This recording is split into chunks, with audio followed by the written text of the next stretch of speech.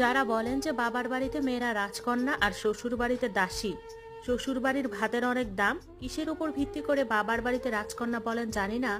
এতটুকু বলি, আপনার অভিজ্ঞতা স্বল্প, এখনো বাস্তবতা দেখেননি, এই জন্য বাবার বাড়িটা আপনার কাছে রাজপ্রাসাদ। অল্প বয়সে বিয়ে না হয়ে 30 বছর পর্যন্ত অবিবাহিত হয়ে ঘরে থাকেন, দেখেন ভাতের নলা গলা দিয়ে নামে কিনা। প্রতিবেশীর অল্প বয়সী মেয়েটা যখন বাচ্চা কোলে নিয়ে আপনার সামনে দিয়ে হাঁটে, তখন কেমন অনুভূতি হয়?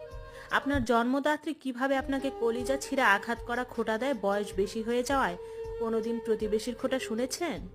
ডিভোর্সি মেয়ের অবস্থা দেখবেন, জামাই বাড়িতে অশান্তি হোক সবাই বলবে চলে আসো, আমরা আছি। 2 দিন বাপের হোটেলে খেয়ে দেখেন, গলা টেনেও সেই ভাত নিতে পারবেন না।